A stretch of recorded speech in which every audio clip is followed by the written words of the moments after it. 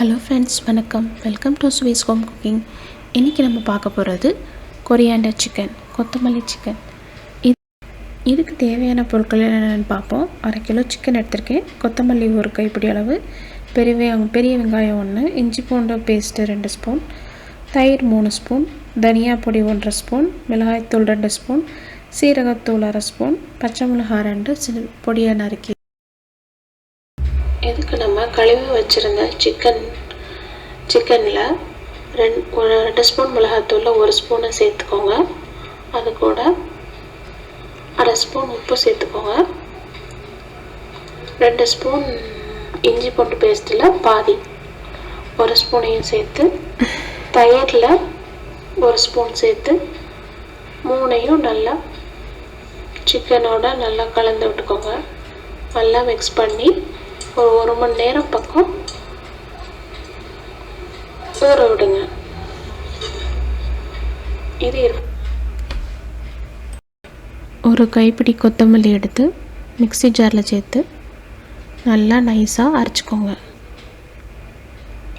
இப்போது கடாயில் 3 ஸ்பூன் எண்ணெய் விட்டு அதில் வெட்டி வச்சுருந்த ஒரு வெங்காயத்தையும் சேர்த்து நல்லா வதக்கிக்கோங்க.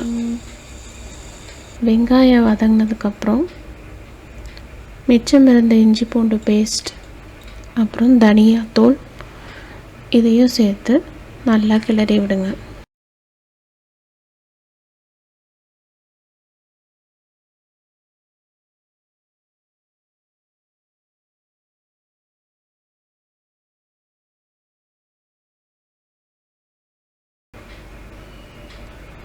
வெங்காயம் வதங்கினதுக்கப்புறம் மேரினேட் பண்ணி வச்சுருந்த சிக்கனை சேர்த்து 5 நிமிஷம் பக்கம் ஹை ஃப்ளேமில் நல்லா கிளறுங்க.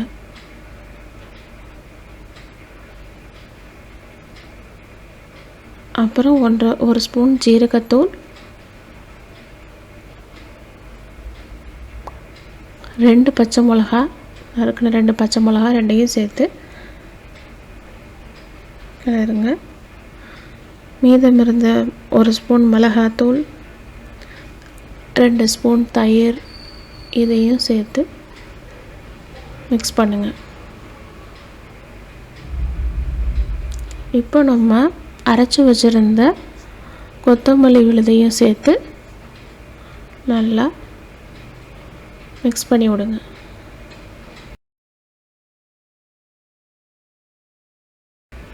உப்பு பத்தலைன்னா கொஞ்சம் செக் பண்ணிவிட்டு இன்னும் கொஞ்சம் ஆட் பண்ணிக்கோங்க, தேவைக்கேற்ற மாதிரி. இப்போது 10லேருந்து 12 நிமிஷம் வரைக்கும் மீடியம் ஃப்ளேமில் வச்சு இதை வேக விடுங்க. தண்ணி எல்லாம் வற்றினதுக்கப்புறம் ட்ரை ஆனதுக்கப்புறம் கொத்தமல்லி இலைகளை தூவி இறக்குங்க. இப்போ நமக்கு சுவையான கொரியாண்டர் சிக்கன் ரெடி.